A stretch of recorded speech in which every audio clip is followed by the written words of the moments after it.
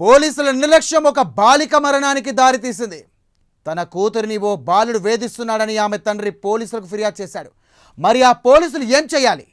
ఆ బాలుడిని అతడి తల్లిదండ్రులను స్టేషన్కి పిలిపించి కౌన్సిలింగ్ ఇవ్వాలి. మళ్ళీ ఆ బాలికను వేధించకుండా వారికి భరోసా కల్పించాలి. కానీ పోలీసులు మాత్రం ఆ బాలిక విషయంలో నిర్లక్ష్యంగా వ్యవహరించారు. పైగా ఆమె తండ్రితో దురుసుగా ప్రవర్తించారు. చేసేదేమీ లేక బాలిక తండ్రి స్టేషన్ నుంచి వెళ్ళిపోయాడు. ఆ బాలుడి వేధింపులు ఇంకా ఎక్కువయ్యాయి. ఇన్స్టాగ్రామ్లో ఆ బాలికకు మెసేజ్లు పెడుతూ ఇబ్బందులకు గురిచేశాడు. తల్లిదండ్రులు లేనప్పుడు ఆ బాలిక ఇంటికి వెళ్ళి తనను ప్రేమించాలని, లేదంటే అంతు చూస్తానని బెదిరించాడు. తీవ్ర మనస్తాపానికి గురైన ఆ బాలిక ఆత్మహత్య చేసుకుంది. పోలీసుల నిర్లక్ష్యం వల్లే తమ కూతురు మరణించిందని రోధిస్తున్న ఆ తల్లిదండ్రులను ఇప్పుడు ఓదార్చేదెవరు? వారి బాధను తీర్చేదెవరు? ఎవరు ఎంత ఓదార్చినా కాకీల నిర్లక్ష్యంతో పోయిన వారి కూతురు తిరిగొస్తుందా?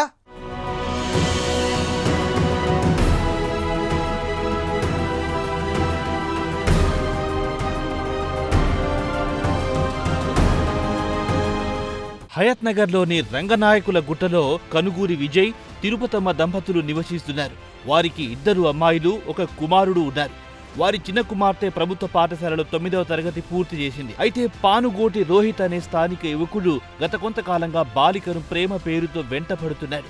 ఆమె వెంటపడుతూ తన ప్రేమను అంగీకరించాలని బలవంతం చేస్తూ వస్తున్నాడు.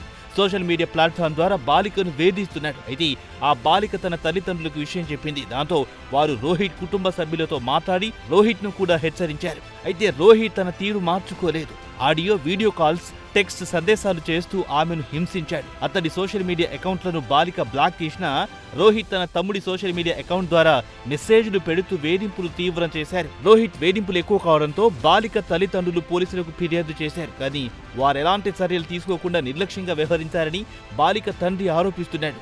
రోహిత్ ను వారి కుటుంబ సభ్యులు స్టేషన్ కు పిలిచి కౌన్సిలింగ్ ఇవ్వాల్సిన పోలీసులు తమకేమీ పట్టనట్టు వ్యవహరించారని, తనపై దురుసుగా ప్రవర్తించారని బాలిక తండ్రి పేర్కొంటున్నాడు. అలా కొడుకుది ఐడి ఉన్నప్పుడు వేరే వాళ్ళు ఎట్లా చేస్తారు? ఐడి నుంచి వేరే వాళ్ళది చేయడానికి రాదు కదా. 2 పాపలు తీసుకొని స్టేషన్ కాడికి వచ్చినప్పుడు మీరు పట్టించుకోకుండా ఉంటే, సరే ఆయన పడుకుని కదా, మీరైనా కానిస్టేబుల్ ఉన్నారు కదా, వాళ్ళ డాడీకి ఫోన్ చేయండి. వాళ్ళ డాడీకి ఫోన్ చేసి వాళ్ళ డాడీని నిలవని చెప్పినాం. ఆ ఫోన్ కూడా చేయలేదు వాళ్ళ డాడీ కూడా.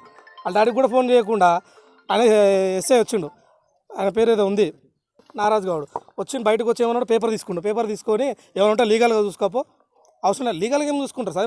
ఏమైనా అయితేనే కదా లీగల్గా చూసుకునేది. అంటే వాళ్ళ నెంబర్ ఉంది, వాళ్ళ డాడీ నెంబర్ ఉంది, వాళ్ళ డాడీకి ఫోన్ చేయండి, వాళ్ళని పిలిపియండి అని చెప్పని పేపర్ గుంజుకుని నేను ఎవరిని పిలువను, నేను ఎట్లా ఏది ఉంటే అది చేసుకోపో అన్నాడు. సరేలే అని చెప్పేసి నేను ఏసీపీ ఆఫీస్ కాడికి పోయి నేను కంప్లైంట్ పెడతాను, నాకు ఆ పేపర్ ఇవ్వండి అని చెప్పిన. కనీసం ఫోటో తీసుకుంటా అంటే ఫోటో కూడా ఇవ్వలే. ఖచ్చితంగా ఇప్పుడు నా బిడ్డ చావడానికి కారణము ఈ పోలీసు వాళ్ళే, ఐతనార్ పోలీసు వాళ్ళే. వాళ్ళు పట్టించుకొని వాళ్ళ డాడీకి అదే రోజు ఫోన్ చేస్తుంటే వాళ్ళ డాడీ వద్దునేమో వచ్చి వాళ్ళ కొడుకు దాని ఏదో చెప్తుండే, ఏదో రీతిలో. అయితే వాళ్ళు పట్టించుకోలేదు కదా. నిన్న సాయంత్రం మేము సాగుపోయినాం కదా, వాడు నేను సాయంత్రం వచ్చి మా పాపకు ఏం భయపెట్టించినో తెలియదు. మొన్న నేను 4వ తారీఖు రోజు కేసు పెట్టిన. 4వ తారీఖు కేసు పెట్టి నేను ఊరికి వెళ్ళిన చావుందని. చావాలనుకుంటే నా పాప మేము ఎవరం లేము ఇంట్లో, వాళ్ళు ముగ్గురే ఉన్నారు, నా 2 పాపలు మా బాబు ఉండే. చేసుకోవాలంటే ఆ రోజు చేసుకుంటుండే కదా. వాడు సాయంత్రం వచ్చి బెదిరించిండు, అందువల్ల మా పాప నైటు హ్యాంగ్ చేసుకుంది. అయితే బాలిక ఇంట్లో ఎవ్వరూ లేని విషయం తెలుసుకున్న రోహిత్ ఆమె ఇంటికెళ్లాడు. తమ ప్రేమ ప్రతిపాదనను అంగీకరించమని బెదిరించాడు.